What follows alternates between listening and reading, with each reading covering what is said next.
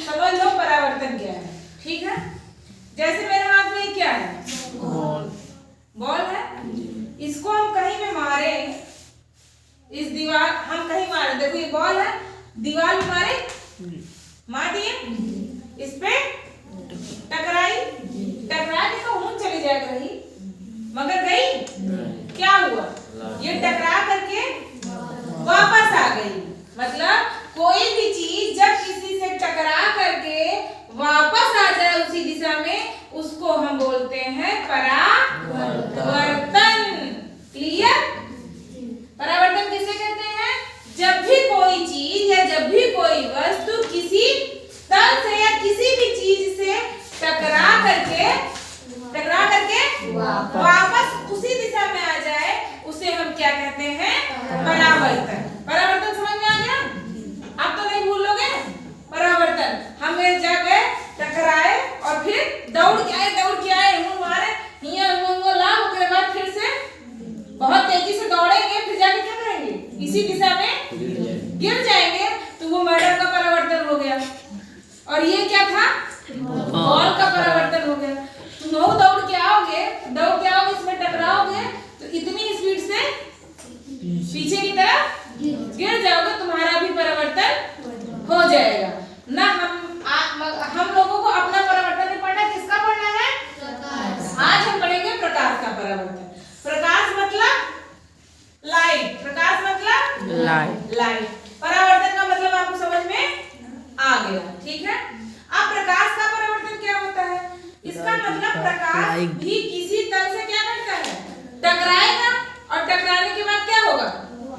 वापस आएगा। उसी को हम प्रकाश का परावर्तन कहते हैं। यहाँ हम दीवार से टकरा रहे थे, अब प्रकाश किससे टकराएगा? मान लो कोई समतल दर्पण है हमारे पास, क्या है? आप कहोगे समतल दर्पण क्या हुआ है? समतल दर्पण या शीशा देखिए, हाँ शीशा देखिए, हाँ पेंट लगा शीशा देखिए, हाँ अरे यार शीशा हम पीछे क्या कर दिया? पेंट चढ़ा दिया, और बराबर मुंह दिखा था ना, दिखा था, तो उसी को क्या बोलते हैं? समतल। अब प्रकाश की किरण मान लो आई, यहाँ से बहुत स्पीड से आ गई, ये क्या आ रही है? प्रकाश की किरण आ रही है। डस्टर लेकर के आओ। प्रकाश की किरण ये क्या है हमारी? प्रकाश की किरण जब किसी तल से टकरा करके पुनः उसी माध्यम में वापस लौट जाए, माध्यम मतलब वही दिशा जोनी में से आवत, यह दिशा या जोनी तरफ से आवत है उधर, वो ई पूरा का माध्यम, मान लो ये हवा है, पानी है, ऐसे माध्यम अलग अलग होते हैं। ठीक है, तो मान लो कोई प्रकाश की किरण जब किसी तल से टकराए और टकराने के बाद क्या हो?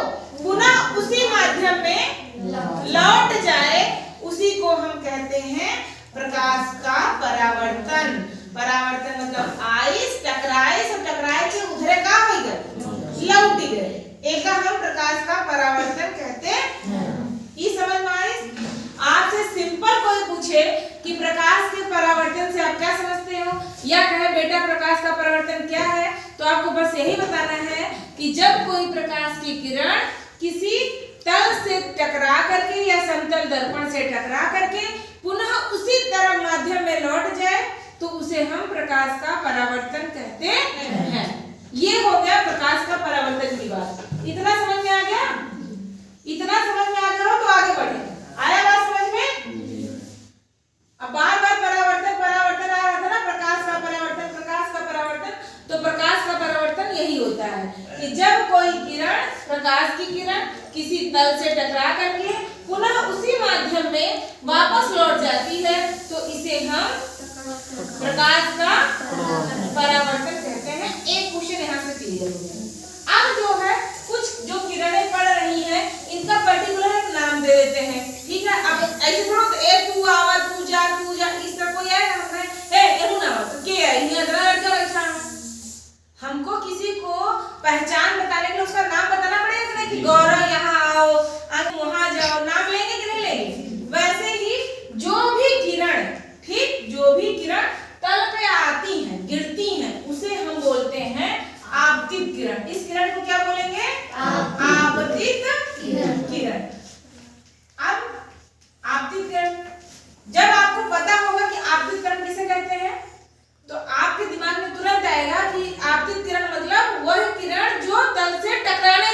है, जो तल से टकराने जा रही है उसी किरण को हम क्या बोलेंगे? आपतित किरण। तल से टकरा गई, अब टकराने के बाद क्या हो रही है? वापस लौट रही है ना।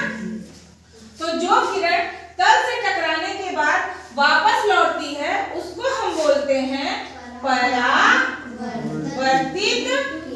किरण। कुछ ये है शब्द, ठीक है, इनको पहचाने रहिए कि आपतित किरण क्या है, परावर्तित किरण क्या है। दो चीजें क्लियर हुई। आपतित जो भी प्रकाश की किरण तल पे जो गिरने आ रही है या जो टकराने जा रही है, जो गिर रही है, इसमें गिर रही है ना, इस किरण को हम बोलते हैं आपतित किरण। ठीक। अब टकराने के बाद जब ऐसे भिड़ गई, भिड़े के बाद जो लौटक यहाँ उनका क्या कहा जाता है? परावर्तित किरण। दो चीजें क्लियर हो गई? क्लियर हो गई? यहाँ तक समझ में आ गया? तो टोटल हमें 3 प्रश्न हो गए। परावर्तन, प्रकाश का परावर्तन किसे कहते हैं? आपतित किरण किसे कहते हैं? और परावर्तित किरण किसे कहते हैं? गणित में आपको मैंने लंब खींचना बताया था, पढ़ाया था ना रेखागणित में, कि दिए हुए रेखाखंड पर दिए हुए बिंदु से लंब खींचना बताए थे। तो जब हमारा आपतित किरण और परावर्तित किरण दो हो गया, तो हम यहाँ ये जो बिंदु है, जिस बिंदु पे ये आपतित किरण आई, जहां से टकरा के ये वापस गई, इस बिंदु को बेटा बोलते हैं आपतन बिंदु। क्या बोलते हैं? आपतन बिंदु। ठीक है, आपतन बिंदु ना कहा कि यहाँ है। कौन बिंदु? जहां पे आपतित किरण गिर रही है और वहीं से वो लौट रही है ना, तो जिस बिंदु पर गिरती है उस बिंदु को हम बोलते हैं आपतन बिंदु। ये समझ में आया? अब जब हमें आपतन बिंदु हो गया, आपतित किरण हो गया, परावर्तित किरण हो गया, तो हम इसमें अवलंब खींच लेंगे या लंब खींच लेंगे। लंब खींचना आपको बताए थे, रेखागणित में पढ़ाया है ना। तो ये वाला जो बिंदु है बेटा, इसमें हम क्या खींचेंगे? लंब खींचेंगे। ठीक है, लंब खींचोगे तो आपको पता है ना कि लंब सीधे गिरती है ना, ऐसी होती है, और 90 अंश का कोण बनाती है। तो ये लंब हो गया इस रेखा पर, इस समतल दर्पण पर। ये लंब हुआ कि नहीं हुआ? हुआ। आपको पढ़ाए हैं, आप खींच लेते हो। ठीक है, तो ये हो गया लंब। इसका नाम क्या हो गया? अभिलंब हो गया। कितनी चीजें पता चल रही हैं? आपतित किरण, परावर्तित किरण, आपतन बिंदु और अभिलंब। ठीक, इतनी चीजें क्लियर हो गई। ये कहां से खींचा गया पता चला? उसमें दिए हुए रेखाखंड में दिए हुए बिंदु से लंब खींचना भी परसों ही पढ़ाए थे, नर्सों पढ़ाए थे। उस तरह आप इसमें जब लंब खींच लेंगे तो ये वाला अभिलंब, इसका नाम क्या हो गया? अभिलंब। जब इतनी चीजें आप परिचित हो गए, तब हम आगे पढ़ेंगे प्रकाश के परावर्तन का नियम। नियम पढ़ने से पहले आपको इतनी चीजें क्लियर होनी चाहिए। नहीं, अभी 2 चीज और बची है। आप देखो, मान लो ये O है, मान लो ये नामकरण कर दो A, B, C और D, और यहाँ पे E। मान लो नामकरण कर दिए हैं, तो देखो एक कोण यहाँ बन रहा है ना, बन रहा है। कौन सा कोण? कोण AOB बन रहा है। ये वाला कोण किसके बीच में बन रहा है? आपतित किरण और अभिलंब के बीच में बन रहा है। किसके बीच में बन रहा है? आपतित किरण और अभिलंब के बीच में। दिख रहा है ना आपको? पता चल रहा है ना? हवा में नहीं बात कर रहे हैं, किसके बीच में लिखा हुआ है। इसमें कोई भी दिमाग लगाने की जरूरत नहीं है। तो ये जो है, ये हमारा कौन सा कोण होगा? आपतन कोण। कौन सा होगा? आपतन कोण। इसको किससे प्रदर्शित करते हैं? आई से। किससे प्रदर्शित करते हैं? आई से। ठीक, अब यहाँ आपतन कोण किसे कहते हैं? आपको पता है, तो आप ही अपनी परिभाषा बनाइए कि आपतित किरण और अभिलंब के बीच में बने कोण को आपतन कोण कहते हैं। इसे स्मॉल आई से प्रदर्शित करते हैं या दिखाते हैं या लिखते हैं। ठीक है, इतना समझ में आ गया? दूसरा कोण कहाँ बन रहा है? दूसरा कोण ये है, दिखा?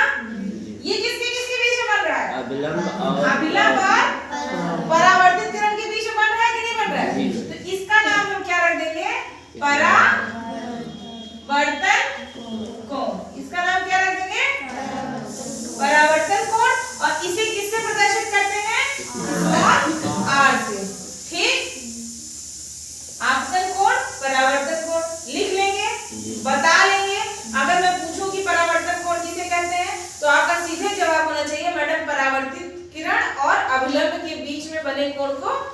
परावर्तन कोण कहते हैं, इसे स्मॉल आर से प्रदर्शित करते हैं। बस इतना ही बताना है, कहीं कुछ भी याद नहीं करना है। कहते हैं किताब की भाषा बिल्कुल मत है, चित्र आपके सामने है, इसको आप बनाइए, इसमें सब आपको लिखा गया है और इसी को देख देख करके आप अपना उत्तर लिख सकते हैं। ठीक, अब अगला टॉपिक है हमारा परावर्तन के नियम। क्या है?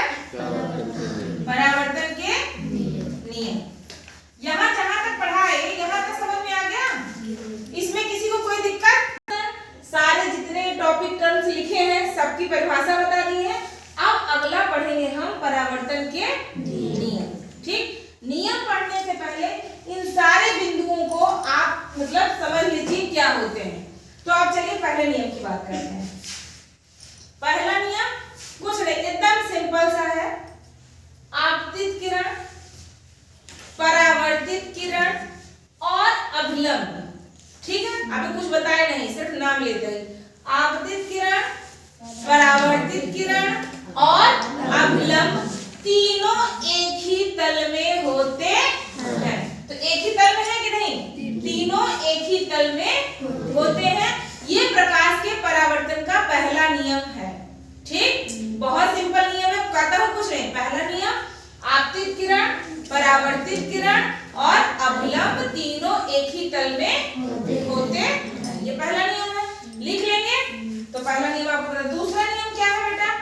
दूसरा नियम कह रहा है कि आपतन कोण और परावर्तन कोण हमेशा बराबर होते हैं। कठिन है? कठिन है नियम? एकदम सरल है, एकदम हलवा है। पहला नियम, परावर्तित किरण अभिलंब तीनों एक ही तल में होते हैं। दूसरा नियम, आपतन कोण और परावर्तन कोण दोनों हमेशा बराबर होते हैं। दैट मींस I बराबर R, कोण I बराबर कोण R। मतलब ये 40 का है तो ये भी 40 का होगा, ये 60 का है तो ये भी 60 का होगा, ये 80 का है तो ये भी 80 का होगा। मतलब जितना ये रहेगा उतना ही ये रहेगा। ये प्रकाश के परावर्तन का नियम है। आपको अगर पूछता है, जैसे प्रश्न आ गया कि प्रकाश के परावर्तन से आप क्या समझते हो, तो उसमें सिर्फ प्रकाश का परावर्तन लिखिए। ठीक है, कि प्रकाश का परावर्तन किसे कहते हैं। बहुत ज्यादा हो तो आप ये फिगर बना दीजिए। मगर अगर पूछता है प्रकाश के परावर्तन के नियम लिखिए, या पूछेगा प्रकाश का परावर्तन से आप क्या समझते हो, इसके नियम को लिखिए। तब आपको ऊपर से जितना पढ़ाए हैं पहले आप प्रकाश का परावर्तन लिखेंगे। ठीक है, फिर आप ये चित्र बनाएंगे और फिर आप प्रकाश के परावर्तन के नियम लिखेंगे। आपको सबकी परिभाषा नहीं लिखने की जरूरत है कि लिखिए, अभिलंब की परिभाषा लिखिए, परावर्तन। जब इस तरह का प्रश्न है तो आप ऐसे फिगर बना के आप लिख दीजिए, एरो बना के। ये आपके किरण है, ये फलाने हैं, धमाके हैं, ये है, वो है। जो मास्टर रहेगा वो जान लेगा कि बच्चे को सब कुछ आता है। ठीक है, जब पता रहेगा तभी तो यहाँ आपतन कोण लिखोगे। तो इसका मतलब अगर आप बना के लिख रहे हो तो टीचर समझ जाएगा कि आपको इतना आता है। ठीक है, तो आप प्रकाश का परावर्तन, मगर अभी कॉपी में आप सबकी परिभाषा लिखेंगे और प्रकाश के परावर्तन के नियम इतना ही आज लिखेंगे। और ये जितने भी टॉपिक बताए हैं इन सबको चित्र बनाएंगे, इन सबकी परिभाषा लिखेंगे। अब किसी बच्चे को अगर कोई दिक्कत है या नियम ना समझ में आया हो या कोई चीज इसमें ना समझ में आई हो तो वो खड़े होकर के पूछ सकता है। कल फिर मैं पूछूंगी, और जब तक ये टॉपिक क्लियर नहीं हो जाएगा तब तक आगे नहीं बढ़ेगा। प्रकाश का अपवर्तन भी पढ़ाना है, मगर अपवर्तन पढ़ने से पहले परावर्तन आपका क्लियर हो जाए। ठीक, अब इसका उपयोग क्या है, कहाँ उपयोग हो रहा है? तो उस दिन बताया था ना, इसका उपयोग कहाँ हो रहा है? मुंह देखते हो अपना, कहाँ देखते हो? शीशे, शीशे में देखते हो।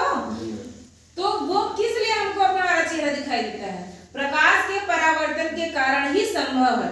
इनफैक्ट इस संसार में जितनी भी चीजें हमें दिखाई दे रही हैं, ठीक है, हम तुम्हें देख रहे हैं, तुम हमें देख रहे हो, वो सब किससे संभव है? प्रकाश के परावर्तन के कारण ही संभव है। ये इसका उपयोग हो गया, ये इसका उपयोग। कोई दिक्कत? अगर मान लो कोई पूछ ही ले भाई कि प्रकाश के परावर्तन का क्या, कहाँ उपयोग हो रहा है, तो कहाँ उपयोग हो रहा है? यही उपयोग हो रहा है कि संसार में जितनी भी चीजें हमें दिखाई देती हैं वो प्रकाश के परावर्तन के कारण ही हमें दिखाई देती हैं। अगर प्रकाश का परावर्तन ना होता तो तो हमें कोई भी वस्तु दिखाई न देती। क्लियर?